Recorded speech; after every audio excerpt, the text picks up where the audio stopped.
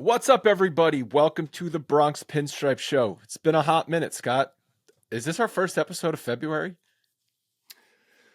Possibly. Should have checked that before I It asked the doesn't question. really matter, does it? I mean, No, spring training is here. few The last time weeks. we talked was that spring training was in the there. No, it might not have been because they had reported, I think, or they were about to report. So No, I think either way, they were getting ready to report. They were, the uniforms were getting tossed in the laundry, getting ready.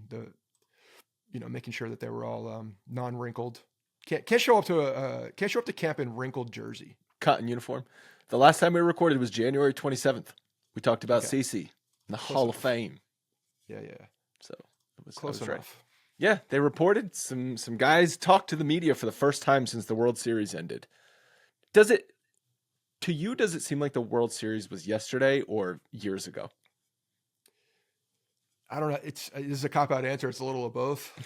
It's fresh in my mind, but it does feel like it was a while ago. And the fact that Judge is talking about it as if it's like a new thing is weird because it does seem like it was recent. So, yeah. I guess the cop-out answer is a little bit of both. Because I was thinking earlier today, because obviously we were at Game 5, and I was like trying to remember what the vibes were going into that game, and I was like, wait, did the Yankees win Game 3 or did they win Game 4? And I couldn't remember off the top of my head if they won Game 3 or Game 4. And I had to go look. And I was like, oh, right. They were down 0-3. They scored a bunch of runs in Game 4. And then Game 5, they were up big. Obviously, we know what happened. So it's just funny because to your point, it just seems like we were just there and just watching that loss. And then at the same time, it's like that seems like a distant memory at this point because so much has happened this offseason. Like the team looks a lot different. It does look a lot different. And there was so much momentum going into that game because of the win and the first half of that game, obviously. And then it all crashed and burned, which is funny because they're still bringing it up, which of course they are. The media has an opportunity to talk to these guys and they're going to. So what are your emotions in the moment? So how do you feel thinking back at the thing? It's like, can we just get some better questions and more, we always have to talk about emotions and how you feel about a particular thing when you know damn well what the answer is going to be. Yeah, they asked Boone specifically about all the trash talking that the Dodgers did, which I think you have to ask Boone because, to my knowledge, he never spoke publicly about it. And he kind of brushed it off and was like, well, you heard it from guys like Joe Kelly, Miguel Rojas, and utility man Chris Taylor. And he's like, I hope they would handle it with a little bit more class. He's like, you didn't hear it from Freddie Freeman, Mookie Betts, Shohei Ohtani, and Clayton Kershaw of the world. And then he went on to say, sometimes you're coming off the drunkenness of winning a world championship. Some guys are more inclined to spout off and be a little bit more colorful than others. Again, that's their right. They won. Hopefully we're in that position and do things a little better. So he's just, guys being drunk. Yeah, rather than, that these guys were just talking about what edge they believe that they had, because they did believe that they had one, and that's a problem. Yeah. But yeah, let's just make sure that we're starting off the new season and the new baseball year with zero accountability again. Mm-hmm. Let's just make sure that we're doing that, okay? Let's just start off on the same foot, please. Make sure that happens so that we have our expectations in line going into the season again. And by the way, let's just make sure we also, before the season starts, extend this man. Extend him. 5 more years. There is not a single mirror at George Steinbrenner Field. There's not even a shiny surface that you could see. There's no polishing of the windows. You cannot see your reflection at Yankee spring training. There is no accountability, no looking in the mirror, because I would have loved it. I would have loved for the manager. He doesn't have to go on a long thing. Just say, yes, we heard the trash talk. It pissed us off. We're moving on. Just say that. Just say something as simple as that. Yes, we heard it. We're going to make sure it doesn't happen again. Noted. Yeah, exactly. Just something like that. And they will have to have mirrors coming in soon. So maybe it was as soon as the Yankees leave, because the only way that they're getting Tampa Bay Rays, gear all up in that place because they're spending their season there is if they look in a mirror. Oh my God, I forgot about that. Yes, I forgot about that. Yeah, you gotta make sure it's almost like MetLife Stadium. Instead of actually putting anything on the outside of the stadium that shows if it's the Jets or the Giants play there, just put make it look like a spaceship and then have the ability to put lights up so that you can change the colors. That's kind of what's going to happen there. Yeah, it's because obviously St. Petersburg is like an hour drive outside of Tampa. The Rays are they building a new stadium in St. Pete? Like if for a little while, I don't know what the current story downtown is. Tampa, whatever it is. The Yankees spring training facility is near the football stadium in Tampa. It's not necessarily downtown Tampa, but it's a short drive outside of like the heart of the city. I wonder if they get better. They're probably attendance. happy about it. I bet fans down there are fired up because It's great. it's actually in Tampa and they can get to it. They could tailgate in that. You might get that some big young lot. people there. You might get some young people who live in Tampa going to It's games. going to be packed. Rather than just retirees in St. Petersburg. Like, yeah, I guess we'll go watch a baseball game this afternoon. It'll be an interesting place to go and play because the fans are obviously there's not a ton of fans, but you'll be able to hear a lot. You know, Because like it's outdoors in July in Florida. In and July, it's 7 million% humidity. and voices will carry, and like it's gonna be an interesting place to play, especially when the Yankees go there to play Tampa Bay, because you know I don't know how they're gonna work those. I assume if they wanted to, they could sell season tickets to Tampa fans and like sell out. I think that's probably their best opportunity. So they could control who's in that building a little bit more because of the capacity, you know, than they could with the Trop. But we'll see. I mean, you can't play day games there in the summer. It's got to be night games, right? Everything has to be a night game. I don't know. I haven't checked the schedule to see what they're going to do, but it'll be interesting. There's going to be a lot of rainouts. Yeah, for sure. And then Judge also spoke first time since the World Series ended. He said the loss is going to create more hunger for the team to win. So, okay, hopefully.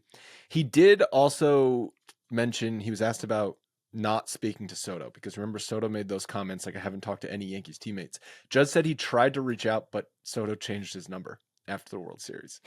So yeah, the motivations for changing your number after the World Series is funny, but I don't know. I don't know anybody who changes their number. Yeah, exactly. And if you did, there's something going on. Like there's a reason why you change your number. Maybe that's a different world when you're a professional athlete and, you know, more people have it than you want to, and it's not that big of a deal. But yeah, it's an interesting anomaly, but it's ancient history. He kind of addressed it, but like also, you know, ancient history again. He did mention that that's where he wanted to be. It wasn't surprising to him. So there was some type of a, you know, he was spitting out something. There was something there.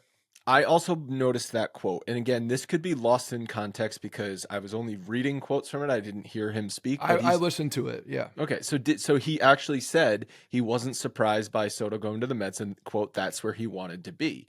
I think he was just talking about like, well, obviously that's where he wanted to be. That's where he signed. He got the contract. It was a little bit of that. It was a little, it kind of turned into that. But you know, it's that like that dismissive half smile, look away mannerism that Judge has with this. It felt like there was definitely like, yes, that's where they want to be because that's where they are. He's going to be in the same town, but there was something there too. Mm. So, yeah, I don't know. We're probably. I'm over it. I'm over it. Like I hope he you know, has a good season and they just collapse in the playoffs. Like probably going to happen, or just run into the Dodgers. You know, because they have such a great opportunity to get to the World Series over there. But yeah, they had to talk about it. But he also said that they have spoken since. Yeah, it would be they weird had if spoken since. It'd be weird if Soto just literally refused to talk to any of those guys anymore. Like, I'm sure that whole thing was overblown. It had to have been overblown. And if it wasn't overblown, then Soto's a lunatic and maybe blessing in disguise. But who knows? Right. Yeah, we'll see. So another big thing to happen, as the Yankees report, is that there was a notable absence. Marcus Stroman no-showed team workouts. He has since showed up and he spoke to the media and was very adamant about the fact that he's a starter. I won't pitch out of the bullpen. Going into spring training, he was the Yankees' sixth starter. Yankees rotation should be pretty damn good this year, and Stroman was on the outside looking in. I mean, he was on the roster in October. Did he even warm up in the bullpen? I don't think he even warmed up in the bullpen. So he never got close to pitching in a game in the playoffs. But we've already seen Clark Schmidt has some back tightness. He's thrown off flat ground. He had an aggressive throwing session, but it was off flat ground. And it wasn't black tightness. It was crankiness. Just disagreement. Back crankiness, right? A crankiness is like you woke up on the wrong side of the bed. Listen, I've got a sore back, so I would consider my back sore, not cranky. Yeah, I would say I'm cranky, a little cranky. It depends on the day, depends on the weather, you know. But he shouldn't be at that point where it's you know, the weather is dictating how his back feels. So maybe it's to a guy in the mid-20s, cranky back shouldn't be a big deal. But he had a lat issue last year that shut him down for a bulk of the season. Yeah, just the lat connected, goes around the rib cage towards The the lat back. is in your back. The lat, right? I'm thinking Yeah. yeah. So there's some crankiness going on there. Some kind of a muscle crankiness. His muscle doesn't like him back there. Muscles are ornery. You gotta do that. What is that? The overhead pull down. Mm-hmm. The overhead pull. I used to love that. You that. gotta just do some hanging. Just hang. Just let those muscles stretch. My dad has this invertible table. Oh yeah, I've seen those. Yeah. So he goes to the basement and just like hangs like Batman. Yeah. I tried it over when I was up at his place for around Christmas. Yeah. Completely threw out my back. I feel like my back, I was moving so off after that because my back was like, why did you just hang? Why are we upside down? Yeah. Yeah. So. Well, listen, with Clark Schmidt, it's not great that he's already got a cranky back and he dealt with a issue in his back last season. I hope he's not an injury guy, but is that where we're trending with him? We'll see. It's the first week of camp. So, but you have to look at this the same way as guys coming in the best shape of their life. Cranky back, best shape of their life is kind of the same thing. Mm-hmm. It's like one extreme or the other. None of it matters until we see what happens towards spring or towards opening day.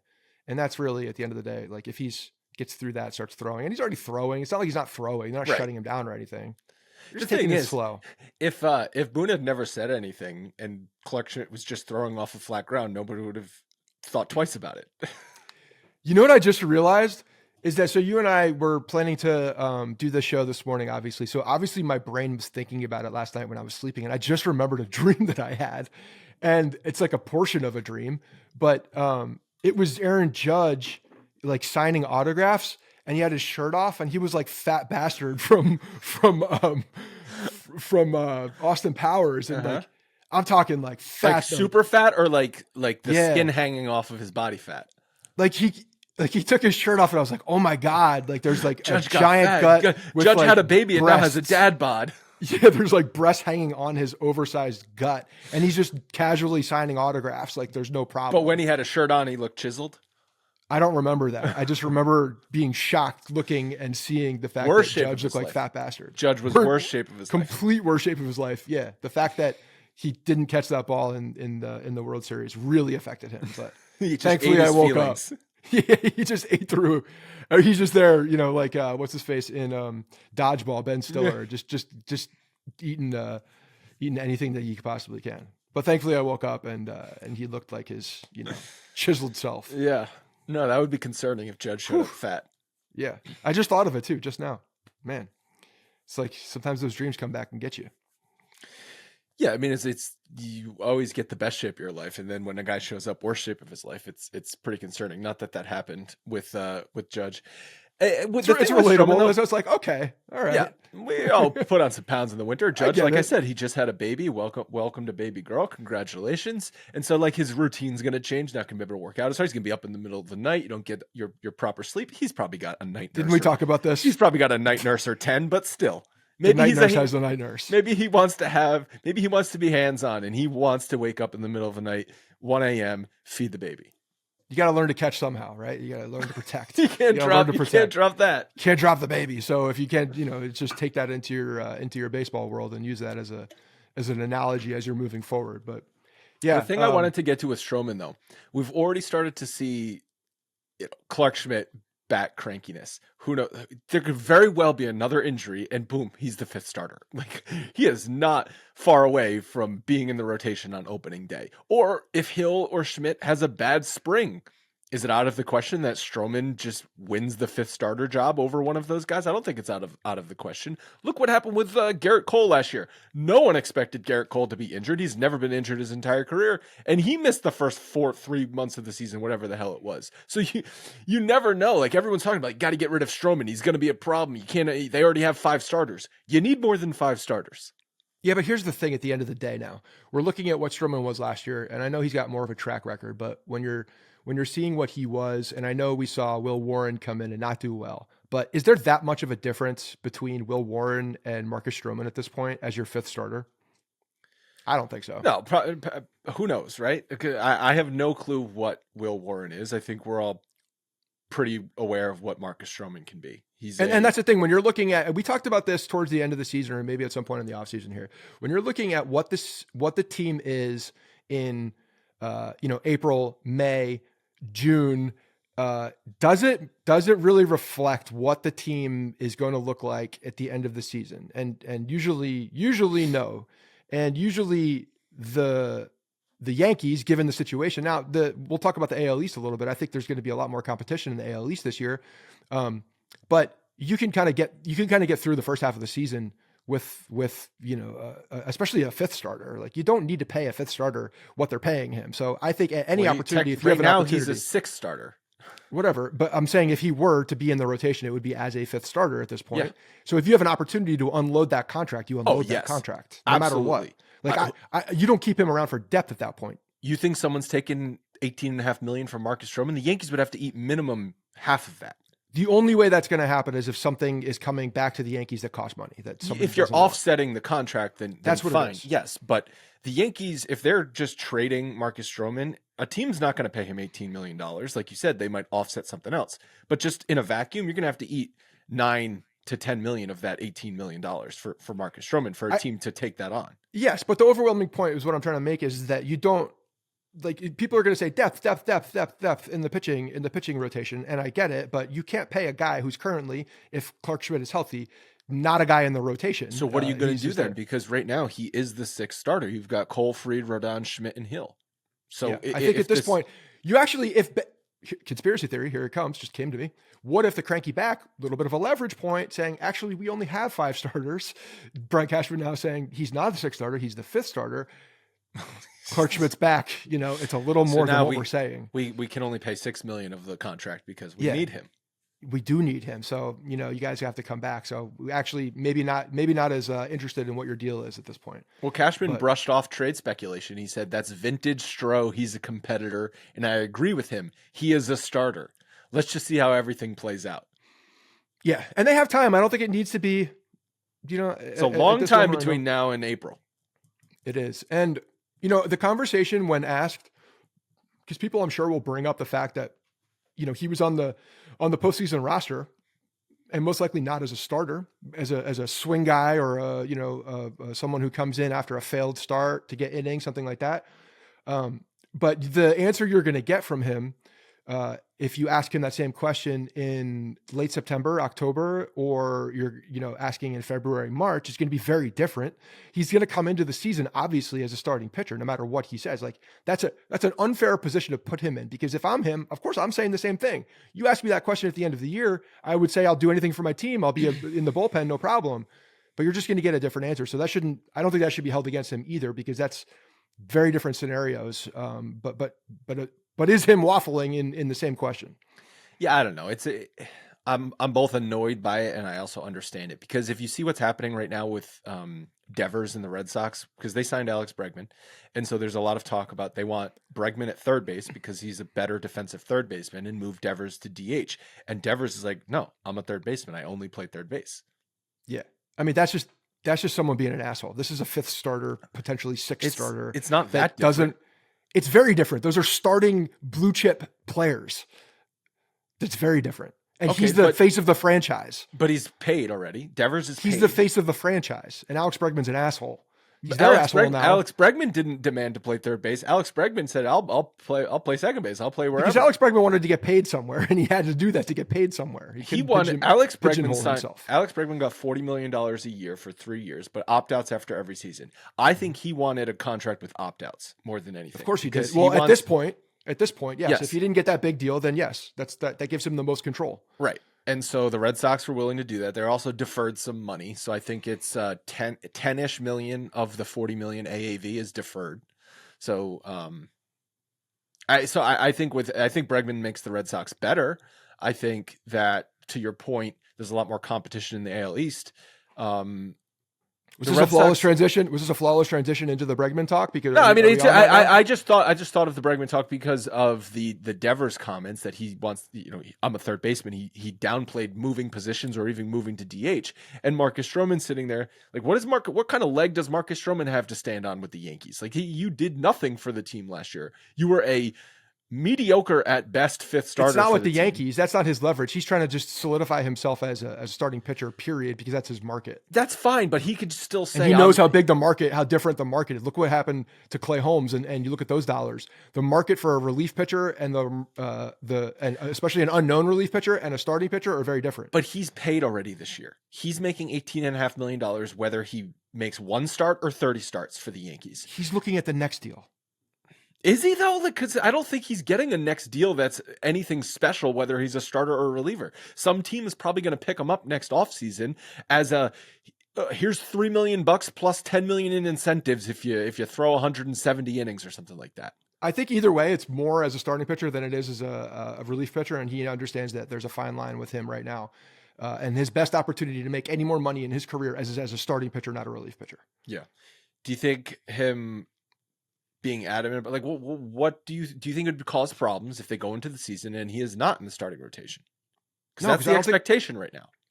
I think it's going to play out as it plays out. And I think that if they're breaking camp with him as quote, the sixth starter, he's not going to be on the team. That's what I think is going to happen. They're going to offload him or they're going to waive him. They will offload him in some capacity. There's a deal out there that will make sense at that point. To get him off the team, because you can't have Marcus Stroman out there as a sixth starter. He's a professional athlete. He's not going to go into the minor leagues. He doesn't have a minor league deal. That's not an option. Him in the bullpen is a huge unknown as well, by the way. And it's just he's another right-handed pitcher out of the bullpen that has no specialty. Like, what is he? He's a mop-up relief guy. Yeah. So there's no value there. So you have to get rid of him at that point, and you get whatever you get. But the longer it goes on, the less the Yankees are going to get. But also, the longer they hold on to him, the more insurance they have. If someone, because when did? But again, that's my point. Is the insurance I don't think matters that much to the Yankees, because is there a huge difference between Will Warren, who you would expect to improve, he's got better stuff as a fifth starter, or Marcus Stroman as a fifth starter? And I don't think the delta's that different. Except for the dollars? What if they want Warren to get more time in AAA? Again, like if it comes down to being a fifth starter, you're either a fifth starter throwing in the major leagues, or you're throwing in the. I don't think it matters. Okay. Yeah, it'd be interesting to see what happens. Stanton also dealing with tennis elbow in both elbows, so can't. I feel his pain. I don't know what he was doing. I have that. It sucks. It's not. You have tennis elbow in both your elbows? Yeah. It started. I was like, God damn, shoveling snow, playing softball. What'd you do? Well, my right elbow's been messed up ever since like 8th grade, when I'm throwing curveballs and sliders and everything. Like, some people will say that doesn't do anything. I can tell you right now that it did something. But yeah, no, my left elbow has become balky now too. So, and when you just do stuff, it hurts. You get older. Yeah. It's called age. Yeah. Yeah. Yes, it is. It's just what happens. Okay, your elbow's going to start hurting out of nowhere too. My back is literally killing me. It's been hurting for a week. I can't even roll over in bed. Okay, it's beyond cranky. It is pissed off. Do you have a firm mattress, or is there too much softness? It's not the mattress's problem. I don't know. Answer the question. I would say it's a medium mattress. You need to get more firm mattress. I don't like firm mattresses. Maybe your back likes it though. But I've never had a problem with my mattress. We've had this mattress for 4 years. Maybe that's why your back hurts. No, my back hurts, I think, because of shoveling snow. We got like a couple big snowstorms in a row, and one of them, it was just like that wet, slushy, heavy snow. I think I heard it shoveling. I think it was an underlying problem from your soft-ass bed. Okay, so does Giancarlo have what could cause? He's got elbows. Those are just, you can't do it. He's got everything. He's had a back. He's had a shin. He's had a calf. He's had a shoulder. He's had a pectoral. Listen. He just needs to get injected with cortisone in both elbows and play in August, September, and October, and that's it. It's part of his game. Someone once said, referring to Stanton and injuries. I am not going to get too upset about this if he's not ready for opening day, which who knows, he might not be, because it sounds like this is pretty severe, and he's really just focused on getting treatment on his elbows right now. It's kind of hard It's kind of hard to be upset at Stanton after the postseason he just had, frankly. I no longer have any problems with Stanton. Like, it just perform in the postseason, and that's all I care about. You know what's funny is that you look at Stanton right now. Let's just say they shelved him for the first half of the season. He's just on the IL, and that's it. You go out there, you know who's out there right now, and you probably get more regular season production as a right-handed bat DH. Can you name that person who's out there currently? He's currently a free Yeah. agent. No. Yeah. Who? Fellow old guy, also an old guy, much older actually. Justin Turner. Oh, Justin Turner. Yeah. Yeah, he'll come out there and just rake from the right side at 41 years old, with no issue, and will probably, not do well towards the end of the season. But like for the first few months when it's like nice and hot and he's fresh, that's a guy that will probably just, put up similar numbers to what Giancarlo Stanton at league minimum. So last year in the regular season, Stanton hit 233 with a 298 on base percentage. Wow. He had a sub 300 on base percentage, 773 OPS, a 115 OPS plus. Justin Turner, by comparison, last regular season had a 128 OPS plus, hit 264 with a 363 on base percentage. Look at that. A 403 slugging, 766 OPS. Obviously, Stanton turned it on in the playoffs, which is the reason why we are okay with Stanton. So you get Justin Turner for the first half of the year, okay? Do they even need that though, or can they just use the DH? Can they just use the DH to get? He can still hit. He can still hit, man. That dude's just like a pro hitter. He's just like one of those guys who will just hit forever until he stops hitting, until it just like one day stops. But it hasn't stopped totally. Is Nelson Cruz still playing? Yeah, he's Nelson Cruz. But he's actually older. I think he's 41 years old and still doing it. Like not to the same level, but he still can hit. Well, Giancarlo Stanton's in 51 years old. I'm just saying, you do it for the first half of the 40. year. Justin Turner is 40. He's about to be 41 I heard correctly. Anyway, he's turning 41 in November of next year. Mr. November, 41. Of this year, I mean. Okay. So 40 years old. Yeah, first half of the year. Why not? Get a little improvement. I just don't think it's a problem. I mean, I think the offense is already taking a step back from last year with the loss of Soto. You've got a couple of ifs in the lineup. I think the bigger problem for the Yankees position players lineup-wise is the third base situation. It's a giant question mark right now. It's a massive question mark. There's no doubt about it. And right now, slated in that spot is 36-year-old DJ LeMahieu, who, 2 years now? He's just not right. It's not the same guy. 2020 is the last year. The foot year injury derailed him. Yeah, 2020 is the last season he actually produced. And then he had decreased production in 2021, 2022, and then the injuries 2023, 2024. He's just been a non-factor, be it because of injuries or poor performance or both. Yeah. So I think it's borderline reckless going into the season with third base being where it is right now. And yeah, there'll be an open competition, I guess, between him and Oswaldo. What are we talking Peraza, about? You throw Peraza in the mix, who there was an article NJ.com about him, no options, obviously feeling honestly, the pressure. I'm fine. If the alternative is DJ LeMahieu, I am fine just giving Peraza a real shot. Let's see what he can do. Because how much worse is it going to be? I don't need to see DJ LeMahieu in April and May. Okay? I don't need it. I would much rather see what Oswald Peraza can do at third base, and if he can actually start to perform like he's done in the minors at the major league level. I'm skeptical. I don't think it's going to happen. But let's see. Because he's hitting AAA. He has hit in AAA. Let's see him. Bat him ninth. Get him 5-6 days a week at third base, and let's see what happens. Because the worst case scenario is you have to stick DJ LeMahieu back there, and DJ LeMahieu at this point is done. He's toast. Yeah, and he just has some more time off at that point. Yeah, I don't know.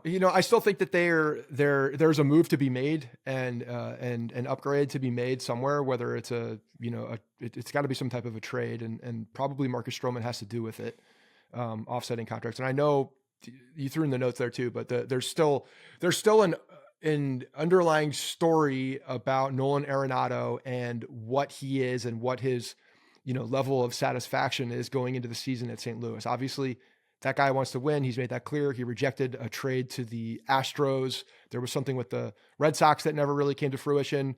And I think the Yankees were on his list as an opportunity. Goldschmidt's here. So, the writing is on the wall if there's a contract offset that makes sense for both teams.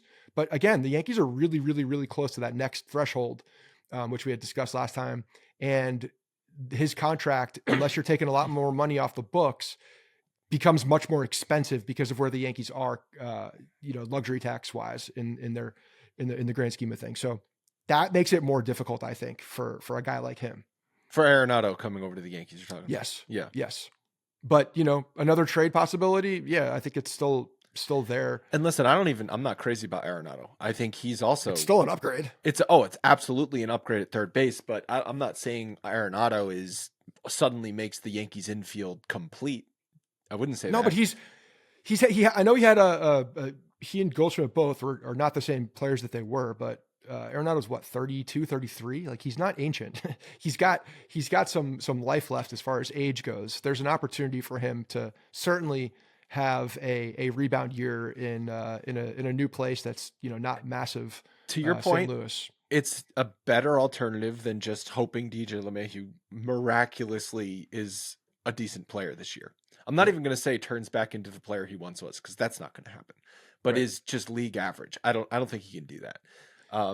But right now, as it stands, you've got those giant questions at third base. Paul Goldschmidt is coming off a down year for him. First half of 2024, he had a 664 OPS. He did improve in the second half of the year, 799 OPS. Obviously, the Yankees are banking on that second half of the year being more of what he can actually do for a Which full is a good season. sign from an older guy, right? Second half being the better Sure. half is a good I would sign. rather it be the second half than the first half, of Yes. course. Glass half full. I'm not, I would still call that a question mark, though, for first base production. He'll be better than Anthony Rizzo, but everyone's like, oh, he's going to be better than Anthony Rizzo. That's not good. Just being better than Anthony Rizzo doesn't mean it's good production at first base. He needs to actually be good, because Anthony Rizzo was a 0 at first base. Okay, Yeah. so Goldschmidt is a question. That puts a lot of pressure on the middle of the infield, Jazz and Volpe, to carry the production of the infield. Jazz Chisholm was great with the Yankees in his time last year. He posted an 825 OPS and 191 plate appearances with the Yankees in the second half. That was his best mark since 2022 with Miami. So I think Jazz is going to hit, and he's going to be at a position he's more comfortable with in second base. So that is the position I feel most comfortable with right now, is Chisholm at second base. What is Volpe, though? What is Volpe going to? We keep saying, is he going to take the next step? Okay, this is now year 3, full year 3. It needs to happen, and it doesn't. He doesn't just need to take incremental steps better. He would need to raise his OPS by 100 points to be middle of the pack at shortstop in the league. Like, do you realize like what we're talking about here? Last year, he had a 657 OPS among qualified shortstops in baseball that ranked 19th out of 20th. If he raises it to 750, so nearly 100 points, he would have ranked 11 out of 20. So he has to go 100 points better, and then he's middle of the pack. Yeah, I think I think this is a big year for him. There's a lot of pressure on him to drastically improve offensively, and the fact that Soto is not here offensively, the Yankees need to find that production from other places within the lineup, and he's going to be one of those guys. There's no doubt about it. Also, just on the Jazz stuff, interestingly, they were asking Boone about Jazz specifically, and from what he's saying, this is a great Boone quote. I don't have the exact quote, but it's basically, I have a specific plan for him. He's going to be at second base, but the door is open for third base. The door is open for third base. Okay. But they want to go into the season with him locked in one position. He doesn't want him going back and forth. So that's the specific plan, is that going into the season, he wants him to be at a specific position, likely second, but then that'll change if something were to happen. Does that mean if they acquire a different second baseman? Yeah, so I think that when you're looking at the market and what is available out there, I think third base is probably the area that they're looking at most. So making Jazz, get those reps back, and I think it is important as well, especially in spring training, for a second baseman and a shortstop to develop that rapport, to develop that chemistry, understand each other's mannerisms and habits, and the way that they throw and the way that they field, and like just the little things I think make a difference. But they have the ability and the opportunity to become one of the best up the middle defensively, short and second base in the league. So I think them getting those reps is very important in spring training. Obviously, we know what the fundamentals have been with the Yankees defensively. So I think being very strong up the middle is extremely important. And center field being an upgrade defensively, whether it's Cody Bellinger or Dominguez or whomever out there, I think that there is an upgrade defensively out there. So the middle of the field feels good with Jazz there. And third base being the likely scenario for whether it's a trade or another opportunity, or if they're actually looking at DJ, like he's a third baseman rather than a second baseman. I don't think he's got the range for second anymore. I think third base is probably the better position for him defensively if he were to be that guy. I'm looking at Jazz's And advanced Jazz is a better metrics. second baseman. I'm looking at his advanced metrics from second base when he played with Miami. Back in 2022, he played 478 innings at second base with Miami. He had a minus 5.8 UZR, and I don't see DRS. DRS, he had +2. And then in 2024, he played very limited time at second base, and obviously he didn't play second base when he came over to the Yankees. I agree. I thought he was okay at third base. I thought he made some mistakes that a guy that's never played third base full time would make, but he also made a lot of athletic plays. Like I had no problem with him at third base. And we even said, like, I think given a full off season and a full season, I think he can be a pretty good third baseman, because I think he's just a lot of it was footwork and like going to be a great athlete. Yeah. Yeah. But if the long-term plan is him at second base and try and upgrade third base, I'm totally aligned on that too. And Boone leaving the door open there, I guess, is like he might play third in a spot start situation. Then fine, I understand that. Or I guess that's if they acquire someone who's a second baseman and then they move Jazz back over to third base. Okay, the best position for him, and again, like you wanted Donovan. Getting those reps is important. You wanted Donovan, right? Yes, correct. That's a second baseman. So if they acquire Donovan, he can play third also. But you get my point where it's like, yeah. If you get a guy like that, but again, so what Boone was really saying was like they want to go into the season with him in one spot. So whatever that is, like he's going to get the majority of reps in spring at second base, develop that rapport as much as humanly possible. Third base, like if you have a new guy coming in, you got to develop new rapport anyway. That makes a lot of sense. And if their acquisition puts somebody at second base that makes the infield that much better, then yeah, you move to third. But going into the season, that's where you are. I obviously defense is important. I'm much more concerned with the infield offensive production though. Yeah. It's fair because they don't have a real bat at third base right now. And they have a question mark bat at first base, and they have a guy who's not been good shortstop offensively so far in his first 2 years in the majors. So that's a lot of pressure on Jazz to carry the infield offensive production. If I'm being honest, also we got to start keeping it, but the Wells is also in the infield, right? Like that's part of your infield production. I know everyone separates catcher, but he should be a plus bat. Yeah. He's going to be a true starting catcher this year. Yeah. He wore down last year when he started to get everyday playing time. He was a non-factor in the playoffs. Maybe because he wore down, we saw this happen with Posada routinely. He would wear down and he would not hit in the playoffs. Like that's an underrated thing that no one ever talked about with Posada. Go look at his postseason numbers. He never hit because he was an everyday catcher. By the time October comes around, you're freaking tired. Right. So Wells is going to be a real everyday catcher this year. Yeah. So I know he's got another leg up. This is the first opportunity for him to do that in the major league. So we'll see what happens. I got nothing to say that like that guy can't handle that and make those adjustments that are needed. I think the biggest, the smallest question mark in my mind, because I feel like I know what we're going to get. I think he's going to be good. I don't think he's going to be great. And I don't think he's going to be bad is at first base with Goldschmidt. I think Goldschmidt's going to be, just a vanilla. He's going to be a slightly above average offensive player. And with the I would sign up for that right now. With the potential to be a little bit better than that. I would sign up for league average offense out of Paul Goldschmidt with solid defense. I would sign up for that right now because I think that can at least provide some stability at first base. Yes. And that's if you've got a nothing out of first base like they've had the last couple of years from Rizzo, that puts a lot of strain on the rest of the infield. So I know you keep talking about that as a question mark, and that's purely, I think, becoming from his age and then also expectations from what he has been as a player. But I don't think it's that big of a question mark if you're going in with the expectations that he's going to solidify that position and give you league offense, maybe a little bit better than that. And because I think the floor is right around there. Okay, maybe question mark is not the right term. He's not going to be. Is he going to be one of your 5 best hitters in the lineup? He'll be right around 5. Let's do it. Judge. Yep. In no particular order, but Judge is first. Yeah. Bellinger, Jazz, Wells, and then you think Goldschmidt? Possible. Yeah. What happens what happens with Volpe, Dominguez? Do those guys take a step forward? Correct. I think that there's an opportunity there. And if he's not, and he's league average and he's the 7th best, that's good.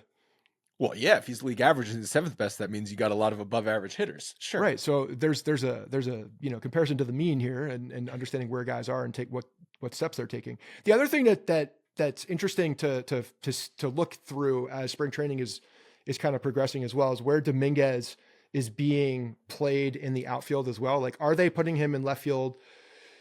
Are they getting him reps in center as well? Because Cody Bellinger, depending on the day, has obviously the ability to play first base, and that can give, and especially if Stanton's on the shelf, like you could see more of Cody Bellinger sliding around and Goldschmidt, getting into that DH spot with Judge with getting more a couple opportunities. days at DH. Yeah. Yeah.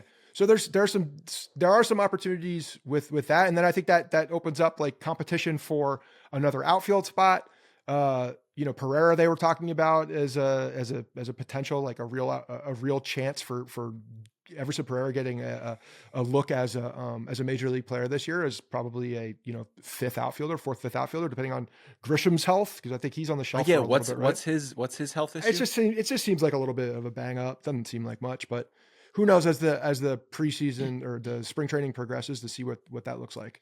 And then again, Cabrera gives you the full utility guy, and can play anywhere. So there's some interesting things with the DH spot coming into play if Stanton is not ready for the season. And you know what? They're already saying that opening day is potentially in doubt, which squarely means opening day is 1,000% not happening. Yeah.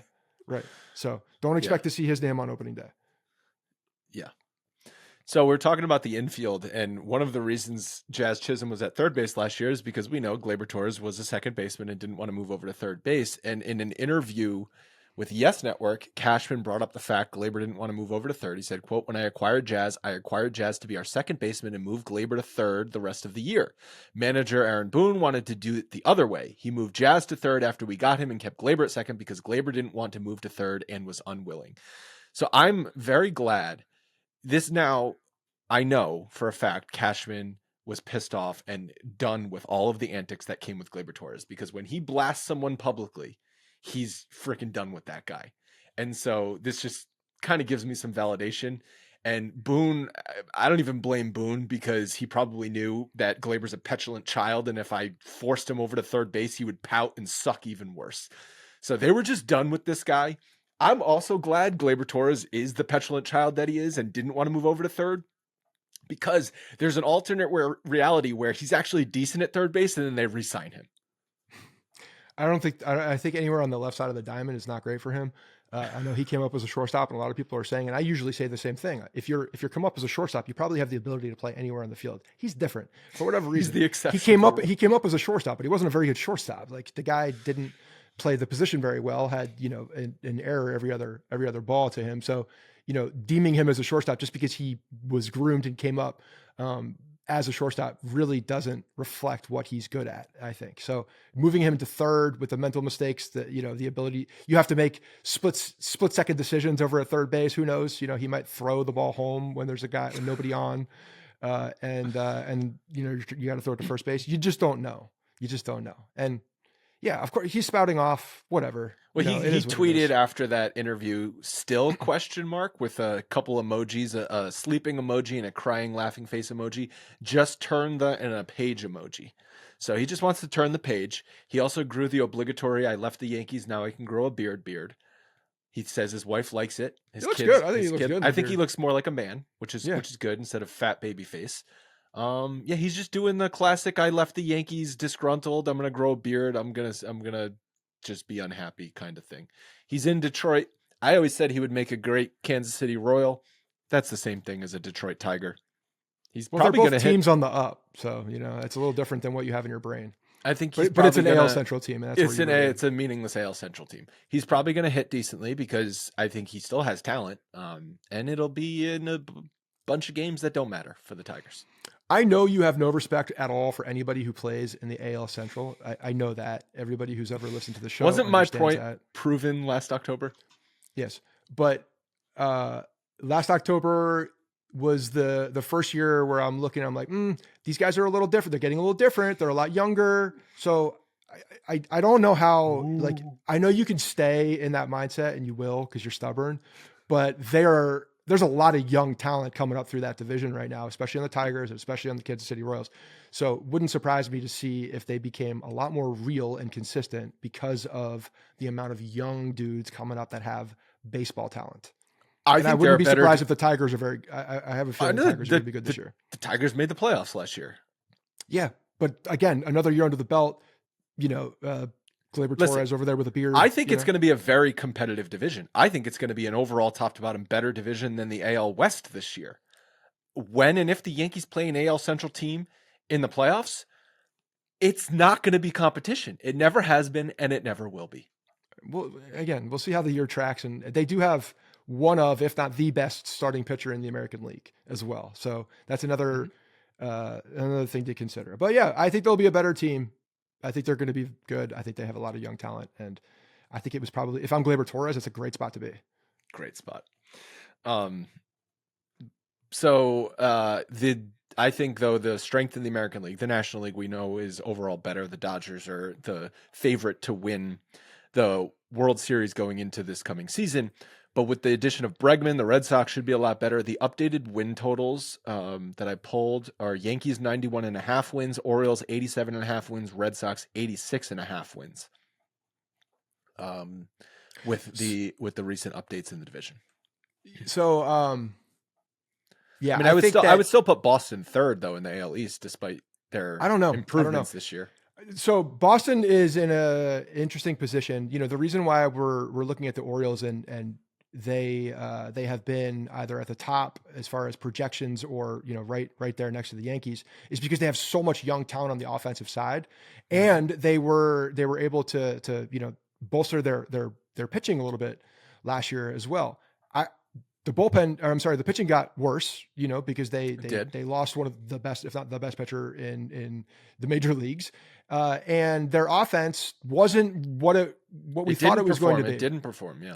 Not to say that it can't, because it can. There's a ton of talent there. The Holiday kid will probably get more reps and come up. They're moving the fence back. Moving the fence back because that is back in, help. Not back.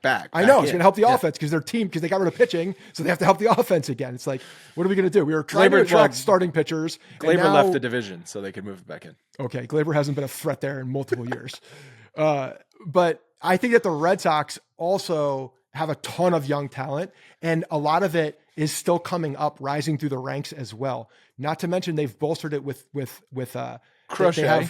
They have more. They have Crochet for sure, but they also have Crochet more though of a veteran presence on the offensive side. Hold on, they have a better offensive production opportunity with, and now with Bregman coming in there, I think that's going to be a new dynamic thing for Bregman. I think we're going to see a lot.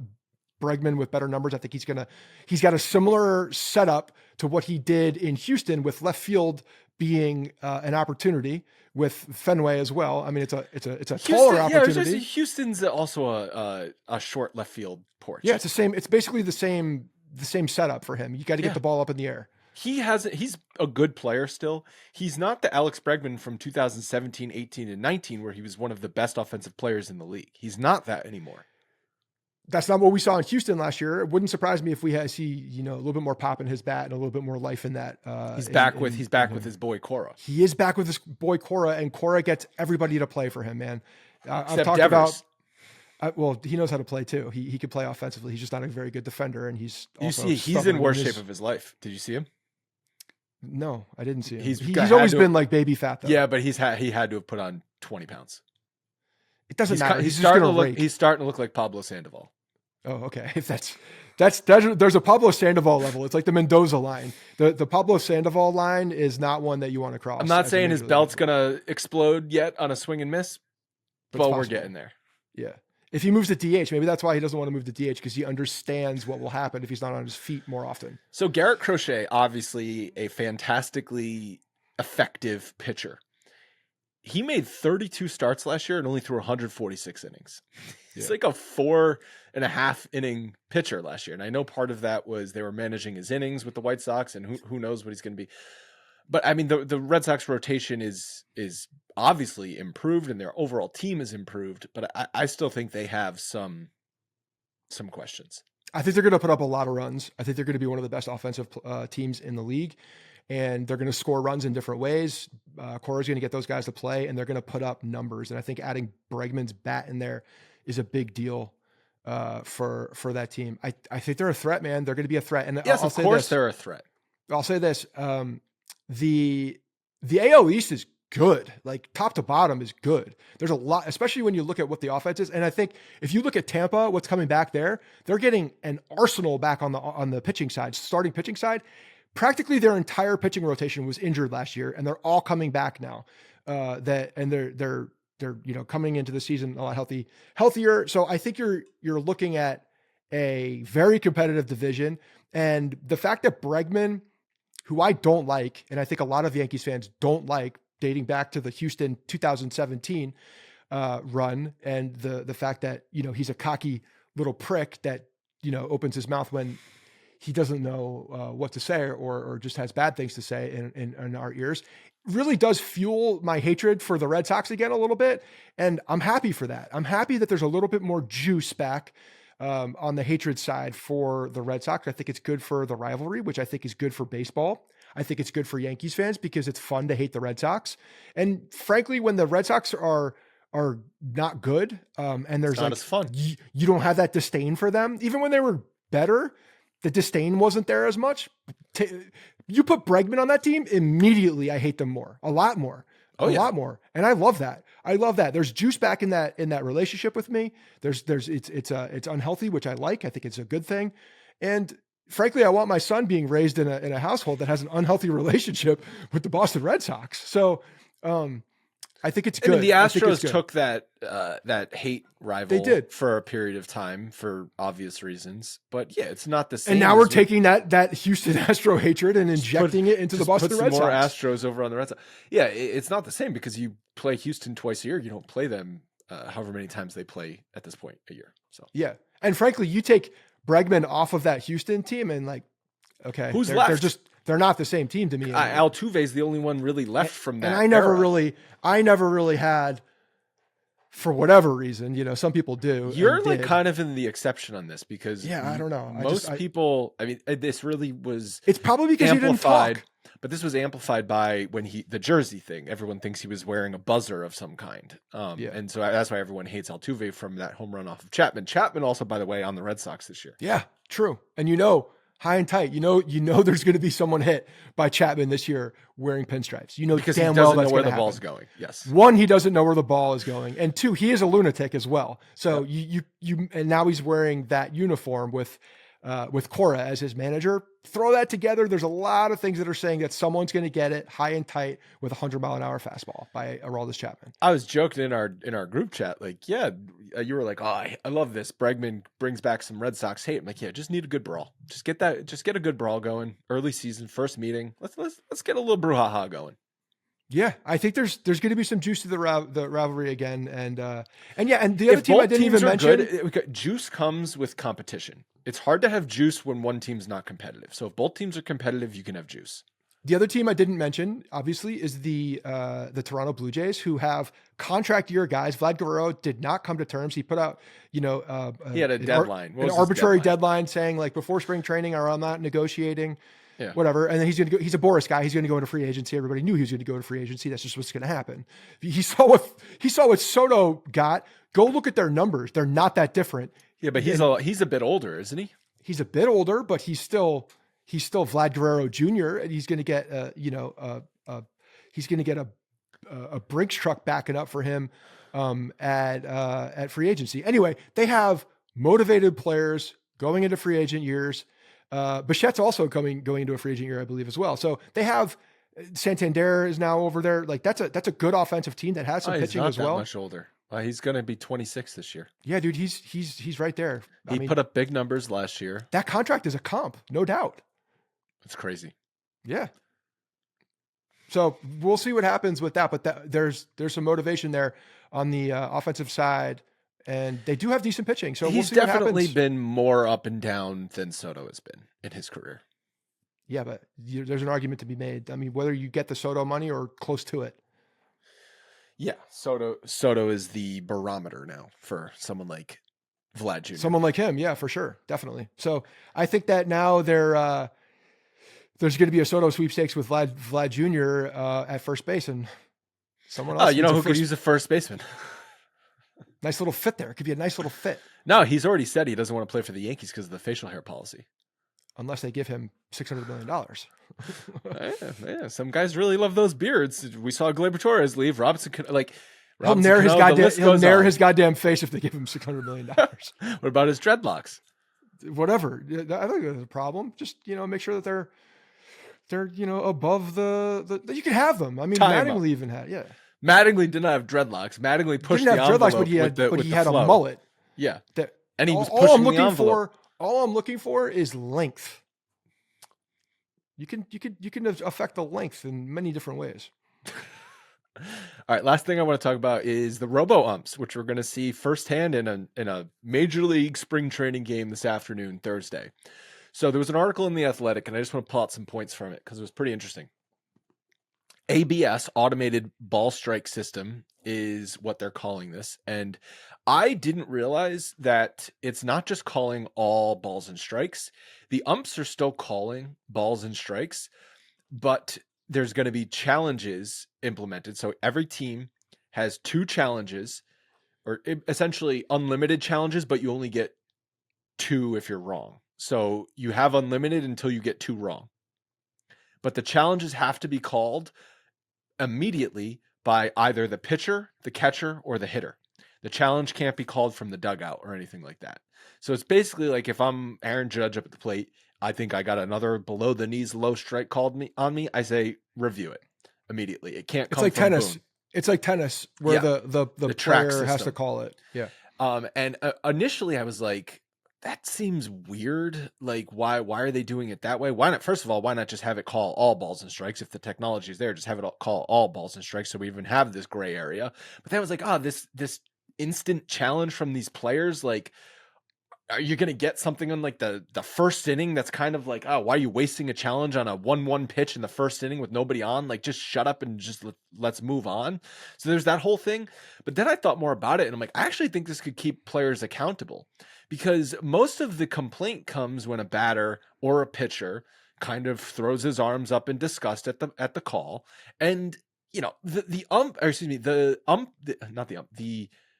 manager is reacting to his player's reaction.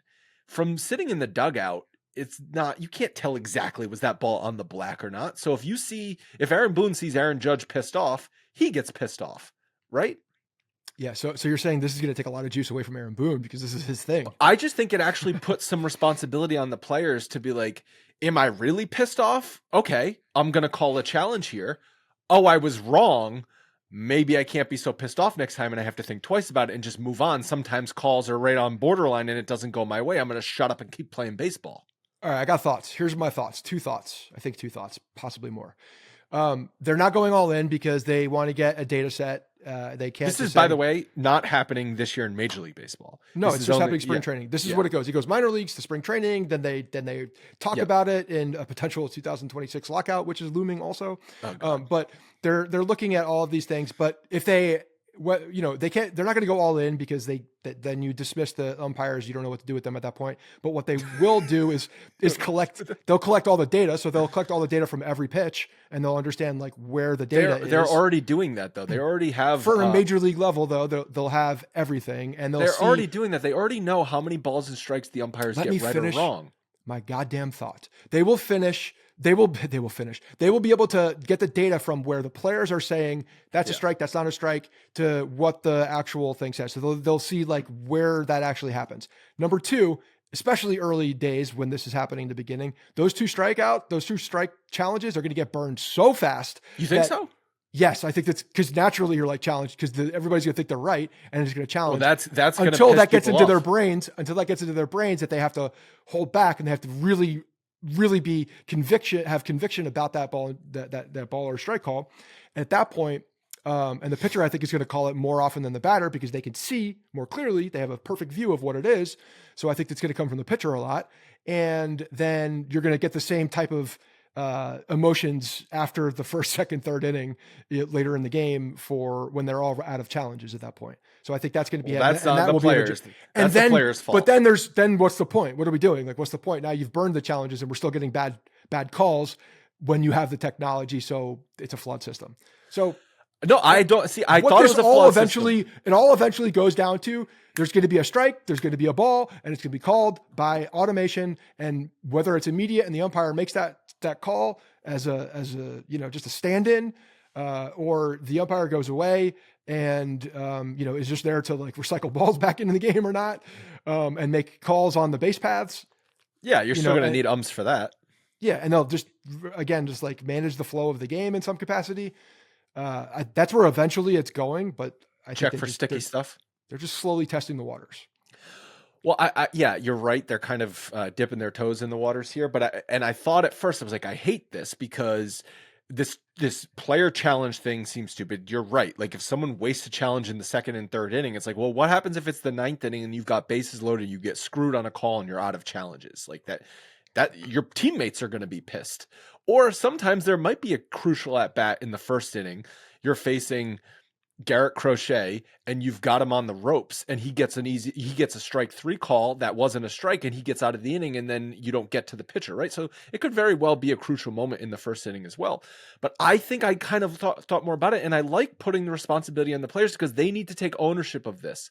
They will eventually become more self-accountable the same way they're being self-accountable about the clock. Why is it accountability? The clock is different. Why is it accountability because on the player if the ball's a striker and a ball? Because this comes down to players complaining. How many times have we seen a batter complain or a pitcher complain and the umpire was right? Yes, there's plenty of times the umpire is wrong as well, but we get so many complaints. Guys throwing their arms up, throwing their head back. And dude, that was a strike. Shut up. Just let's move on. They're going to have to be. You don't need it though, but that's the point. The point is that you don't need that accountability because if you have the ability to just call a strike or a ball, just call the strike or the ball, then it doesn't matter. But no one's right or wrong. You don't have to. There's no judgment. It's just it is what it is. So you take that accountability out of everybody's. You don't think hands. they're going to complain about the robots? You don't think eventually they're going to start complaining about the strike zone? At some point, like it is what it is. Like a strike is a strike. I think that's a very rose-colored glasses world to think that if it's fully automated, no one would ever complain about the strike. People are going to complain, but they're going to be wrong because the technology is smarter than the human. Yeah, until it breaks. Okay, but again, like we're at a point now with technology where it's pretty damn secure as far as the like something like that. I mean, it's in multiple sports. It's not like this is the first sport that's trying it. This is the last sport that's doing it. Well, you saw that controversy with the NFL playoffs with the Buffalo Kansas City game with Allen not getting the first down. We were like, oh, why don't you have a chip in the football? He would have known he was a first down. But again, it still comes down to there's going to be a little bit of a subjective nature in all of this, even if there is robots. It's never going to be exactly perfect. In football, okay, the ball crosses. Where was his knee? Do you have a chip in the guy's knee? In baseball, okay, yeah, it's a strike zone, but like, is it down to the millimeter on the strike zone, like where a guy is standing? Like, I don't know. It's never going to be. That's where the complaints will be. The complaints will be what the strike zone is, not the fact that the ball was in the strike zone or not. What is the strike zone? That will be the everybody's a different height, though. Every batter is a different height. Where is the strike zone? That's my point. Where is the strike zone? That will be the complaint. Yeah, and then but not the fact that the ball entered the strike zone that is deemed as the strike zone. Okay, so you're doing it based on a guy's. What is they have technically to establish that? What is technically knees to letters? Is it knees to letters? Letters seems. That's high. What it's always been. Letters is pretty high. Okay, what if a guy is doing a Jeff Bagwell crouch? Like, what are we doing here? So there will be that, but the fact that the ball goes where it goes, there won't be any. That is what it is. They're talking about getting rid of the TV pitch box. Oh yeah, that was the other thing. That's my favorite part about this whole thing. I hate it. I don't want it there. I think Fox was doing this really well at the end of the playoffs. If I remember correctly, it was like very faint. Yeah. But I was also complaining because it changed the saturation levels of the color. I forget which broadcast. Anytime the pitcher would walk into the box, like you'd see his arm was a different color. Yeah, I want to get rid of it entirely. And I think it has only caused fans to complain more 100%. Because they can see it where the dot is and, oh, it was on the line. It wasn't on the line. Yes. when Yes. that's not even perfect because if that's based on camera angle and everything. Some cameras in different stadiums, some's right above the pitcher, some's off to the left, some's off to the right. Like it's different Yeah. every time. And But different broadcasts have different boxes. they're talking about, did you see the reason they're talking about getting rid of it? Because they're worried. Well, obviously, if they're worried about cheating because they're worried that if the challenges are going to be up to the players involved in the play, okay, someone's going to be banging on a trash can that it was a ball or a strike. Oh, I heard the bang. I'm going to challenge it, right? And so Yeah. what they're also worried about is because these stadiums have TVs everywhere. So if the pitch box is on there, the players can react to the crowd. Yeah. Yeah. No, I know. That's why eventually it's just going to go to full automation and it's just going to be called, there'll be a little ding or a buzzer. It's a strike, wasn't a strike. That's it. That's Be it. interesting to see. Yeah. So, all right. Well, I'm glad baseball is here, man. We got I know we're recording this Thursday. There is baseball today. Yankees start tomorrow. I think Stroman gets one inning as well, which is funny. Cool. But yeah, we'll see. It'll be good to see some of these new guys in uniform and throwing the ball. All right. We're going to be recording weekly from here on out. At least that's the plan. We'll stick to it, hopefully, as we lead up to the regular season. So appreciate you guys listening all off season as we had a bit of a different schedule this year. And we'll stick with us throughout spring training as we gear up for the season. We'll talk to you guys next week.